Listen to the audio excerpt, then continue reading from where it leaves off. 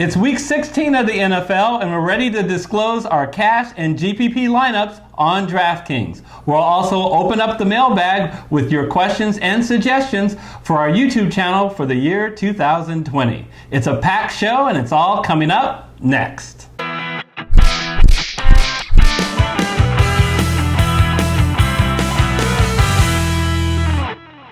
Hello everyone, I'm Eric Lay. And I'm Damon Levy, sitting in for Gary Kurtzman. And Damon, thank you so much for sitting in for Gary and being a part of the show. We want to remind everyone right off the bat, if you want to support the show, smash the like button and hit the red subscriber button. And it's a very timely thing to hit that red subscriber button because although Damon, this is our last show for 2019. No week 17 show because we're going to be on vacation. I'll be in jolly old England. Yes, but we will be back in divisional playoff round with what we like to call Subscriber Appreciation Week. Fan appreciation, right? Yes, just like fan appreciation does in the sports. And what does that mean? We're going to have a whole bunch of surprises, but I can disclose a couple of things we're going to do. We're going to do a free DFS contest for only our subscribers. So that's why you want to make sure you've hit the subscriber button. Now there is a limit on entries, Damon. Yeah, so first come, first serve. Absolutely. Get in there. Which means, unless you're going to just stay by your computer for the next 3 weeks for when we drop the video, the best thing to do is hit the bell icon so you'll get notified when we drop the divisional playoff video. Then you go in there, watch the video, it'll give you all the instructions on how you can join that free contest to win $50. We also will give you analysis on both FanDuel and DraftKings for the divisional playoffs. What are the picks that we like for cash games and potentially GPP?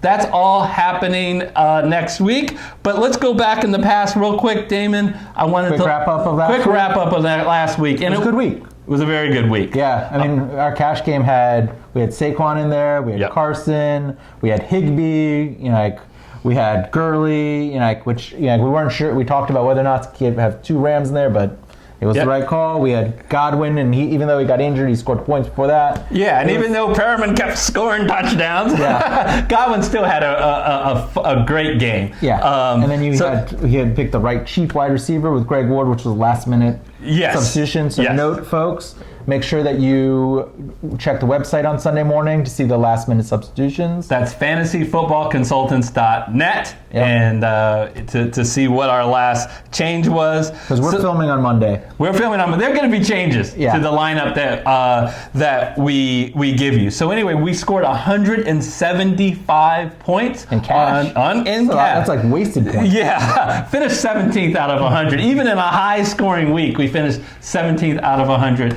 So we're going to look to duplicate that. But before we do, I want to thank once again how our viewers really came through. We gave them a challenge a couple of weeks ago. Please let us know what your questions are of us to get to know us better or suggestions for our channel. Yeah. And the DraftKings users did even better than the FanDuel users. You guys win. Although I think that they probably watch both of them, don't they? Yeah, well, But anyways, so now we're gonna answer some of your questions not next week, but in the divisional playoff shows. But we're gonna pick off a few of them in this show. So let's open up the mailbag. Mail call. Gather around, everyone. Well, let's see what's in the mail. What's this? A letter for me. Okay. Diving in. How did you get started, asked Earl Bauer, with YouTube videos? How did you decide on the format of your show, and how did you get so into football analytics? Brad Fowler, love his channel. What led you to start this YouTube channel? Jonathan Childress, how did you get into fantasy football and why YouTube?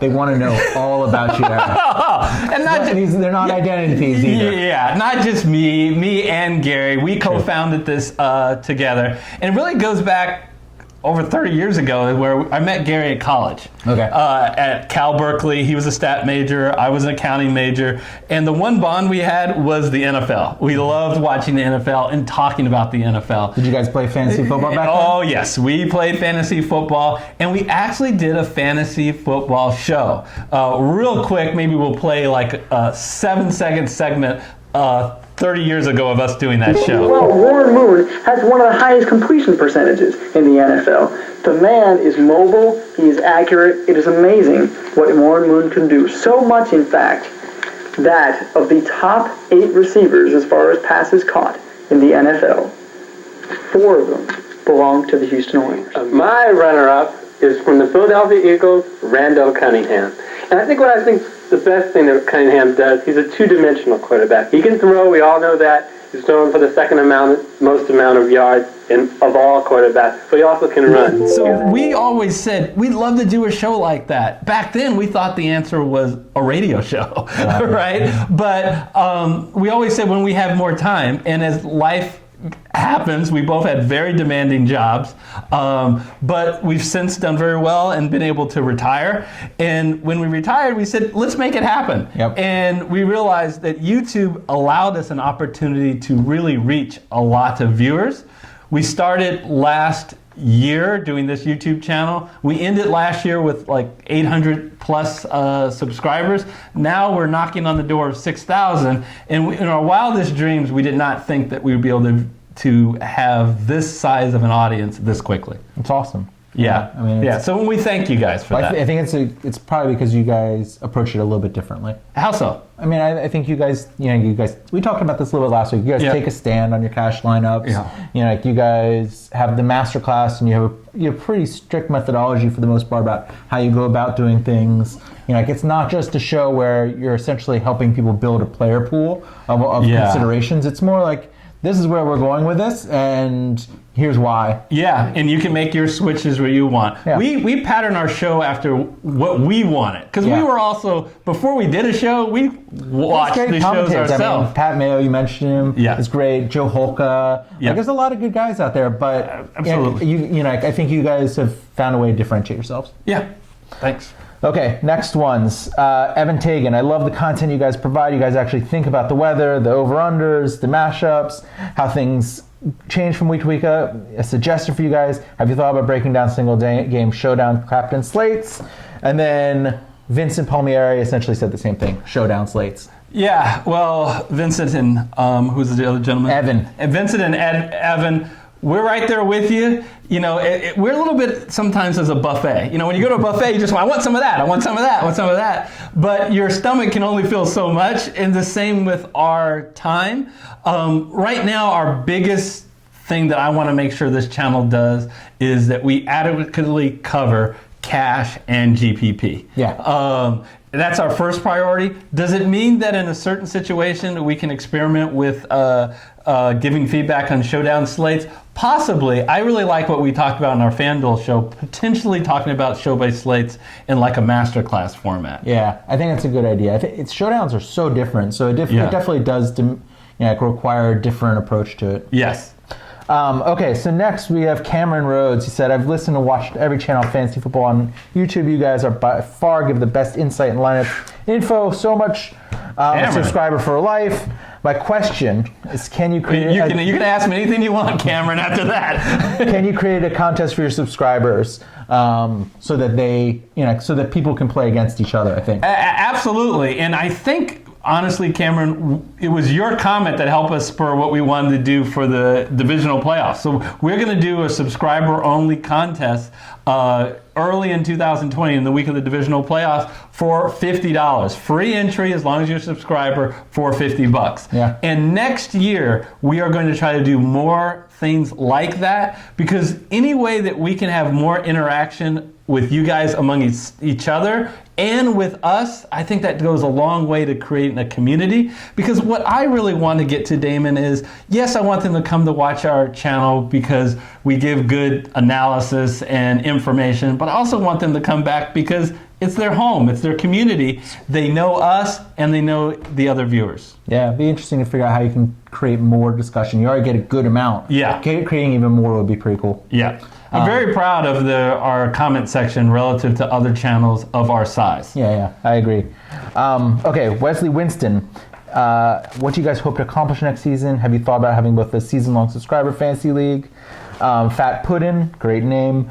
I would love if your channel would incorporate some listeners to come on your show. I think the interaction will be amazing. Well, Yeah. I mean, Look, we have a former listener. Is it amazing? Is it? Well, I kind of talked a little bit about it, not realizing this question was going to come up. That's your answer to is it amazing? Look, you get to come on the show and play with the soundboard. Nothing's better than that. I think what I said before, our biggest goal for next year, I think, is we've grown the audience. And my goal is not necessarily to be the biggest NFL DFS, although I continue to like to see our channel grow. But I want to be the most interactive one. Yeah. I want, and one of the ways we do that is to be able to have lots of contests. And I think it would be great to have a contest where maybe the winner gets to co-host a show for a week. And if you're not in the Northern California, we can do that. If you guys started a Patreon or or something like that, you could have that be like if you paid a certain level, yes, you could be a co-host for the week. Yeah, although I just want to make sure they know something about football. Money is money. Go on. So John Hartman, he said, "I'd love to see you guys make up strategy for MLB and NBA if possible. Goated Braun. I love your videos every week. It's very helpful. My question is, you should start doing NBA lineups next week." It does seem like that's a very growing segment of DFS. I don't know. Here's the problem. Once again, it deals with our time. And the reality is football. Now, I know a lot of channels will do everything. They'll do football, they'll do baseball, they'll do basketball. Football is the one we have the most expertise on and the most passion on. Yeah. I have played. Hard to say if you didn't. Just saying you don't have enough time. I mean, just told us you were retired. Come on. Which one is it, Aaron? Boy, I appreciate the off season. Even LeBron has an off season.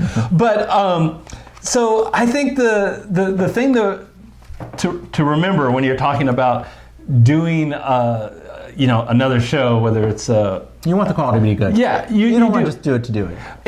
Exactly. And we're called the fantasy football consultants because we know that is our expertise. Look, I've done fantasy baseball. I have done fantasy basketball, but probably only 3 or 4 times in the last 25 years. I haven't missed a fantasy football league ever. Yeah.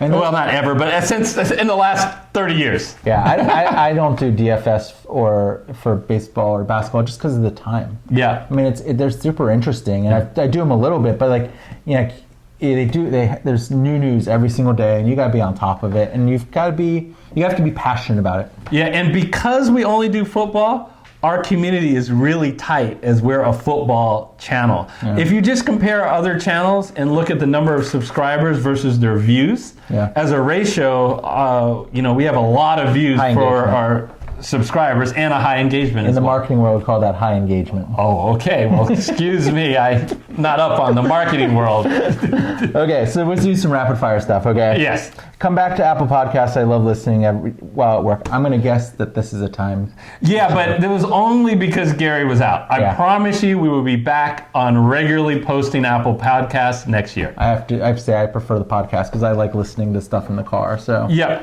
it's very convenient. LaMarcus Parson, have you guys ever considered working with or challenging other DFS YouTube content creators with head-to-head lineups? Yeah, first of all, I see the other YouTubers not as competition, but we're all competing and we're all participating in the same space. Now, there are a few that I have communicated with.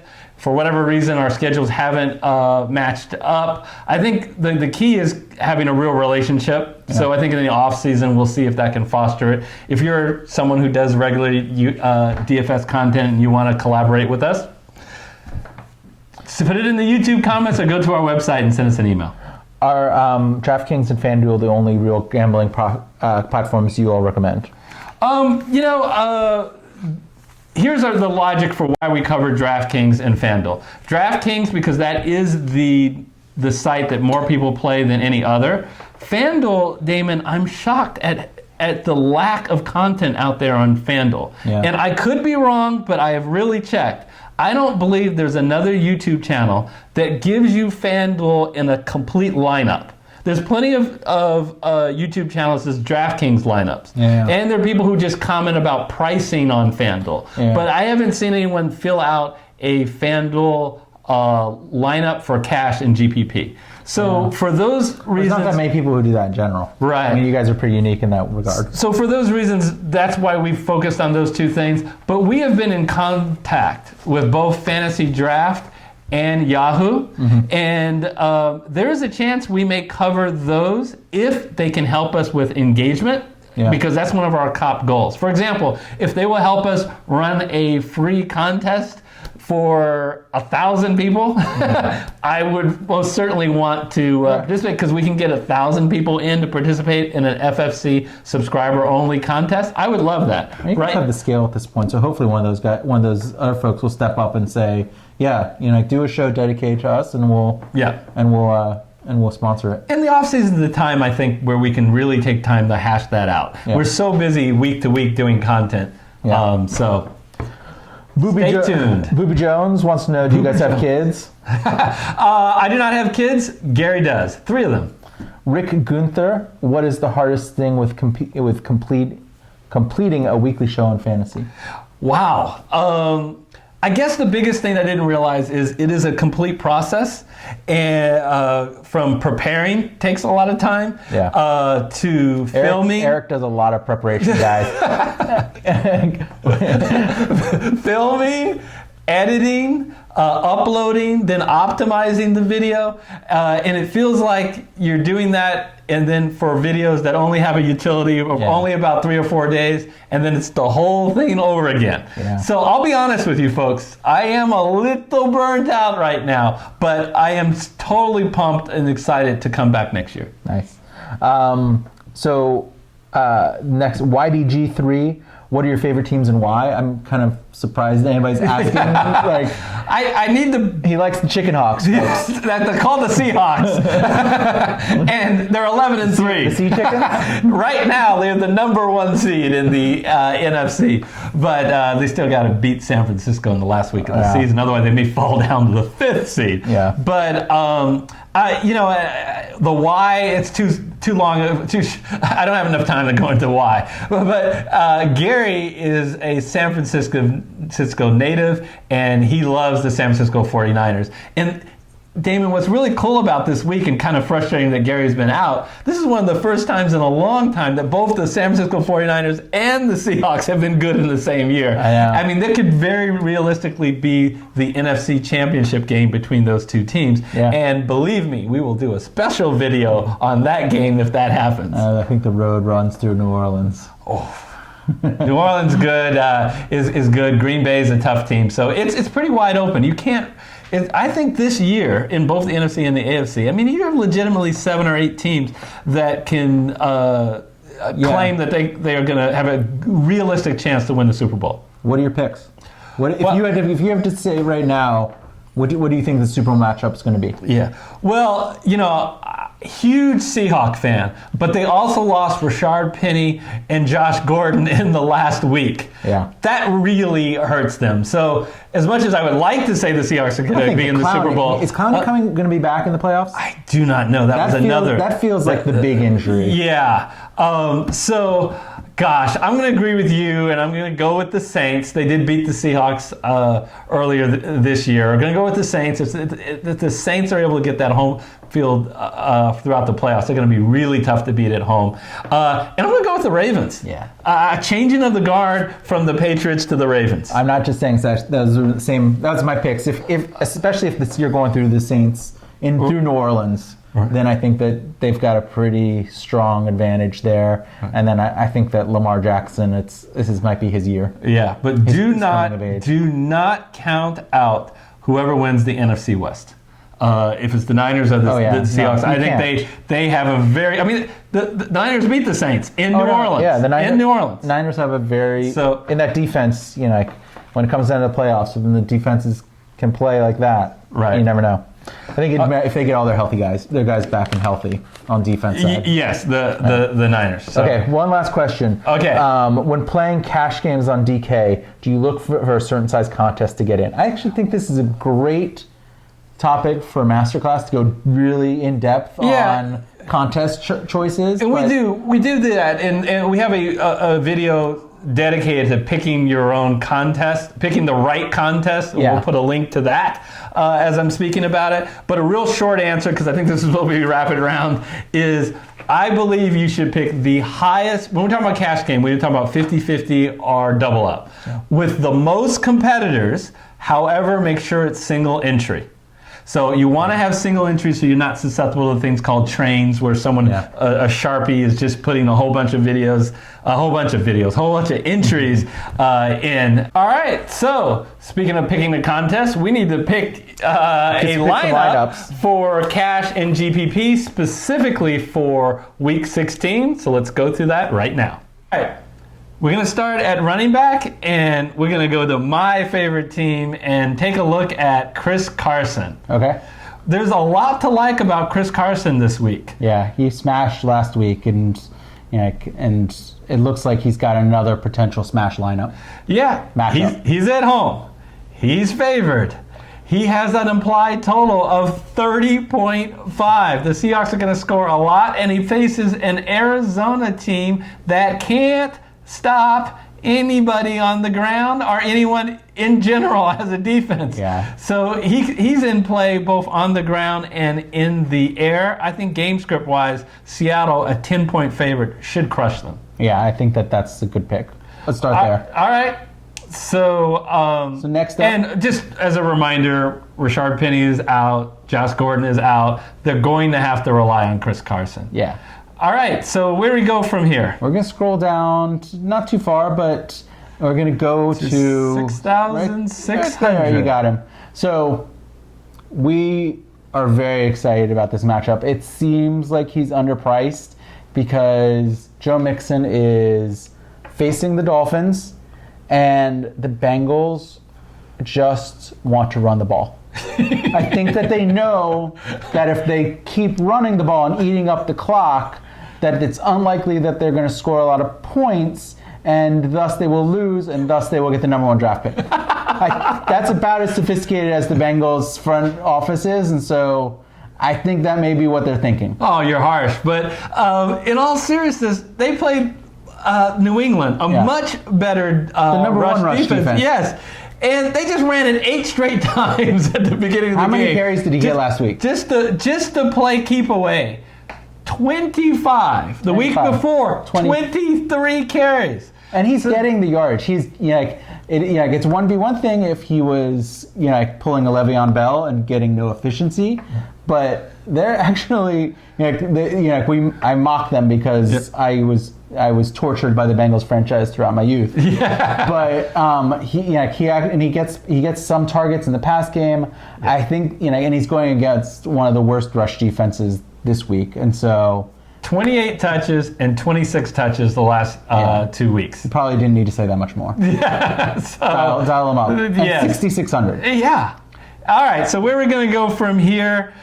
Now, we have a guy who is one of my favorite GPP plays because he's on and off. Yeah. But I am comfortable getting him in my lineup at only 6,700. Amari Cooper, basically because of the matchup. Yeah. How do you attack Philadelphia, Damon? Well, they don't cover the wide receivers, and so I'm going to guess you throw the ball. Good idea. Good idea. Yeah. Now, Amari Cooper disappeared last week, but it wasn't just him. So did Gallup, and so did Randall Cobb. They combined for like 22 yards and 3 receptions. Yeah, there's a slight amount of risk here that the Cowboys have just decided that they are going to run the ball because they're good at it. But good luck. Good luck against Philadelphia trying that strategy. Exactly. But you have to think that they are going to go to the air. Yeah. And if they go to the air, Amari Cooper is part of that. Yeah, and because he's had these off games, he's at a much more reasonable $6,700 price in a game they have to win. Such an important game facing their division rival, Philadelphia. So you chose a kind of a classic GPP play because he's a little bit underpriced. So we should probably go to a classic cash game play now. Yeah. Around the same price. Yep.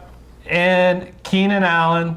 We've said it in our master class all the time. What do you want as a wide receiver?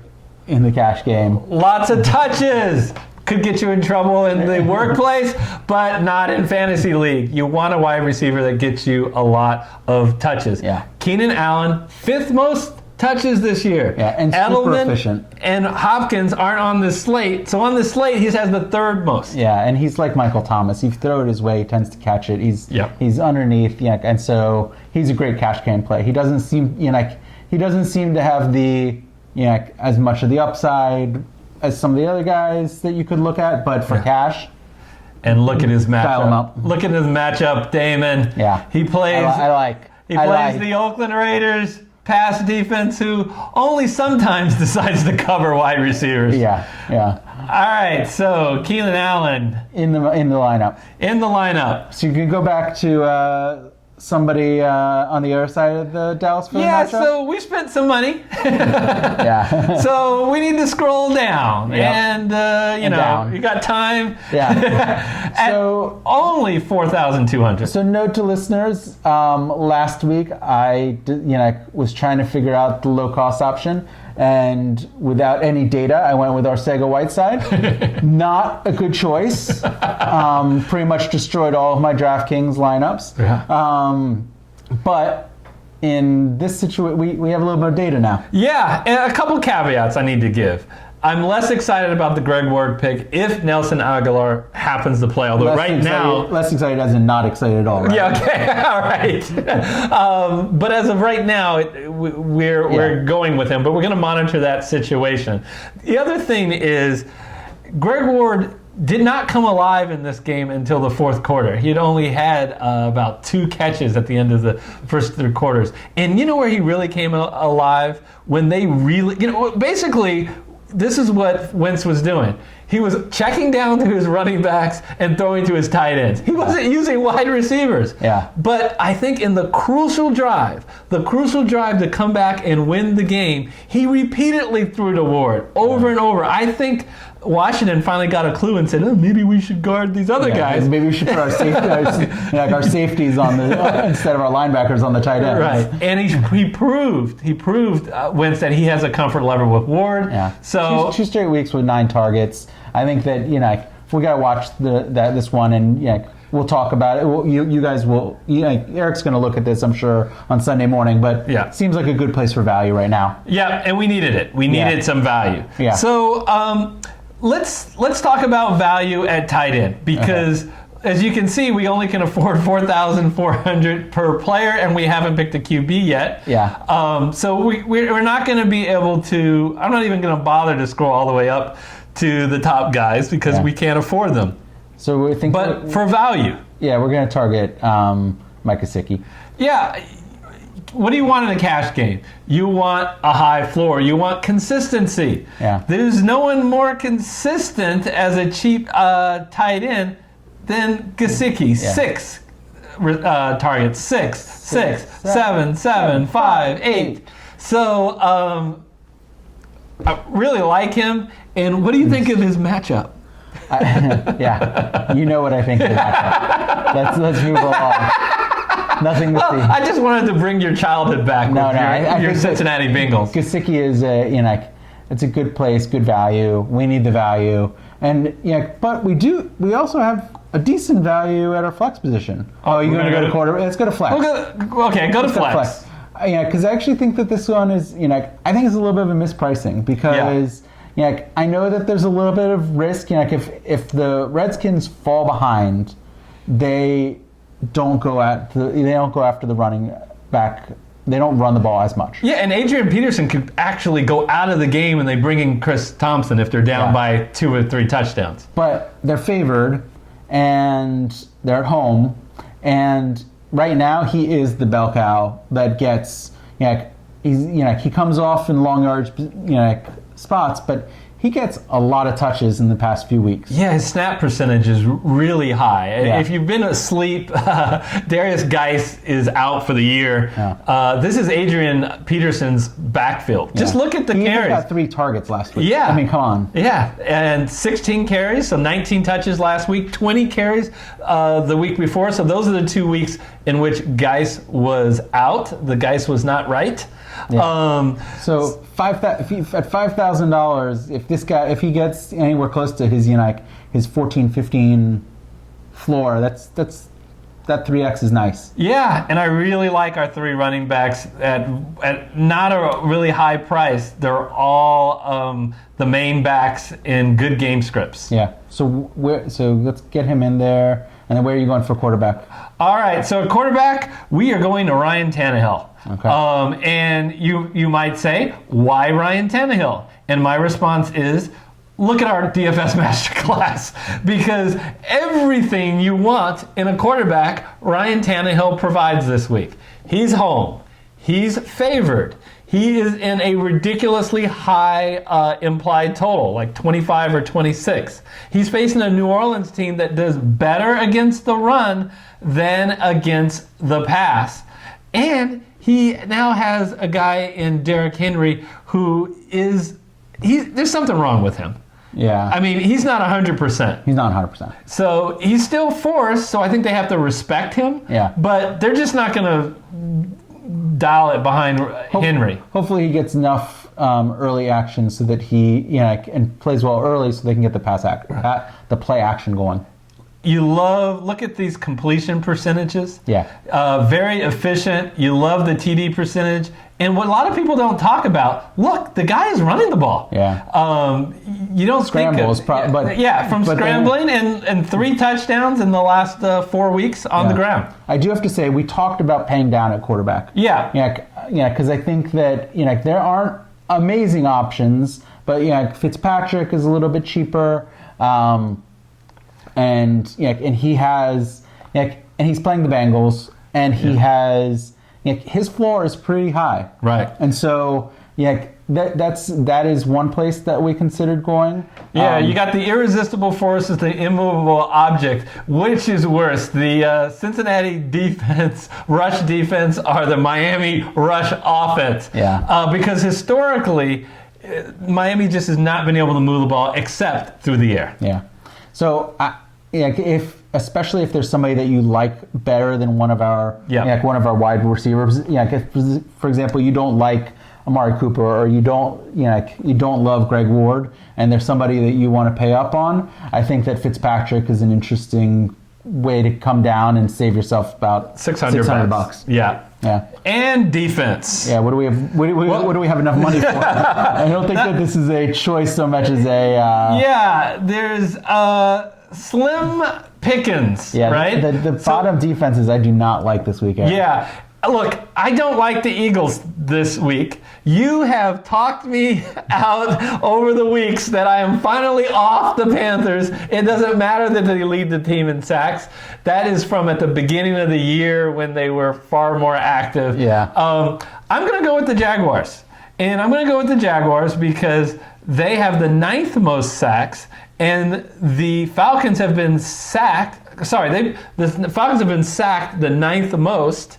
And the Jaguars have the 6th most sacks. Yeah. So they can put pressure on a team that throws the ball a lot. Yeah. I don't want anybody to think that we are expecting huge points out of the Jaguars, but there is a chance. That just goes to say any Jaguar, don't expect huge But there's points. a chance that they get some points here, and and they're cheap.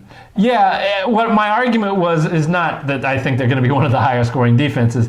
Is the reason why I like them more than the other defenses around their price. I agree with that. All right, so wrapping up our cash lineup, we've got Ryan Tannehill at quarterback, Carson, Mixon, and Peterson as the 3 running backs. I like those running backs. I feel like we've got a lot of attempts coming to us. Yeah, lot of rushing and great game scripts.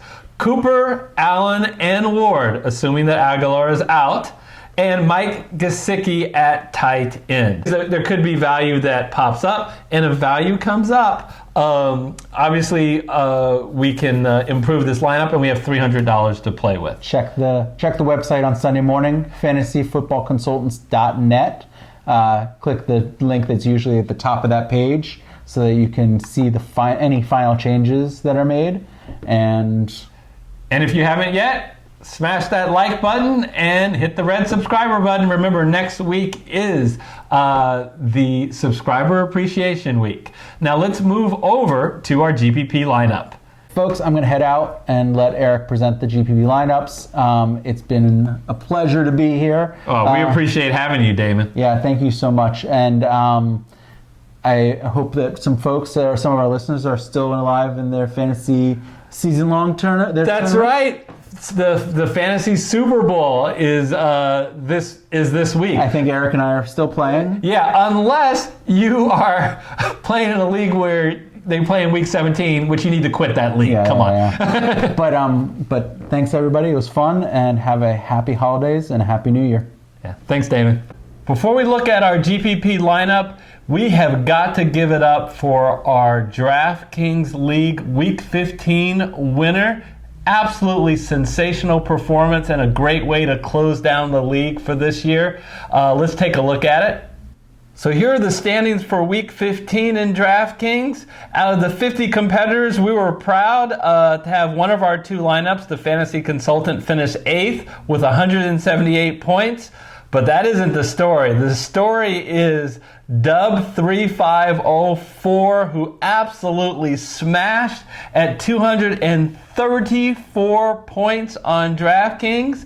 And just look at his lineup. Winston, Barkley, Carson, Amendola, Chris Conley, and Chris Godwin, Higbee, Sanders, and the New York Giants. Wow! Wow! All I can say is wow! Every one of those players went off. Congratulations again, Dub3504. You're going to join the whole illustrious list of viewer winners in our contest this year, headed by Tony Godino, who won $250 in our Survivor pool, and Grover Zero, who won not once, not twice, but 3 times in our FanDuel league. Let's go over our GPP lineup, and always for GPP we start with a stack, and it's going to be a Carolina stack. And I know what you're thinking. What's the idea of stacking a QB with a running back? Are you crazy? This is absolutely nothing wrong with it when your running back is a huge pass-catching threat like Christian McCaffrey is. Do you realize in the last 5 weeks, Christian McCaffrey has averaged 11.6 targets a game? Do you know how many wide receivers have averaged that amount for this year? 0. Even Michael Thomas, only 11.4. So, great opportunity to stack him with his rookie quarterback, getting his first start, Will Grier. This is someone that I think is going to be very comfortable just dumping off short passes to Christian McCaffrey in his NFL debut. So we're dialing that up. Pairing McCaffrey with Joe Mixon. Why? We talked about it earlier with Cash. It's really simple. The Bengals want to run the ball, and Miami Dolphins cannot stop the run. They are 31st against rush defense. I think this is an opportunity for Mixon to have a huge game. At wide receiver, we're going with Michael Thomas. Yes, I am aware that 2 of our players make up almost 40% of our payroll between Michael Thomas and Christian McCaffrey.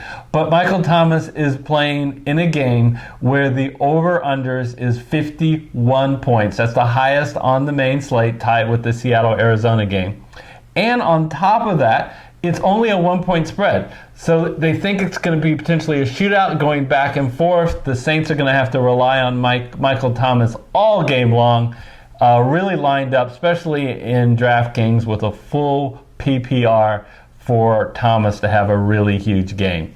The other 2 wide receivers, Chris Conley and Greg Ward, are only plays if DJ Shark and Nelson Aguilar are out.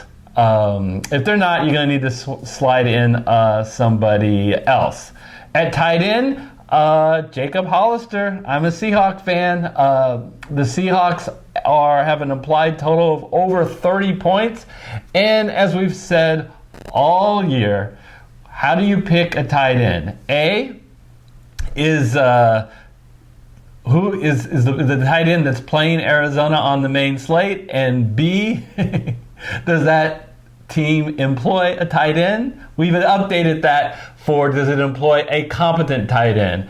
And Hollister is absolutely competent. And like I said, in a great implied total, and Wilson is very comfortable with throwing him the ball, especially around the end zone. The flex, you really have two options. We wrote here Adrian Peterson because he's a home running back who's favored, and Washington really wants to run the ball against a bad New York Giants defense. But alternatively, you can go with Michael Williams, who's at the exact same price, playing against an Oakland Raider pass defense that is not very good. And then finally, we got a punt defense with the Arizona Cardinals playing Seattle. They're on the road and they're big underdogs, but the Seahawks pass, their offensive line protecting Wilson is still below average, and it gives Arizona an opportunity to potentially force some mistakes. So the GPP lineup is Greer, McCaffrey, Mixon, Thomas, Conley, Ward, Hollister, Peterson, and the Arizona Cardinals defense. Folks, it has been an amazing 2019 year. We just want to look at a quick video that synopsis how we grew on YouTube in the year 2019.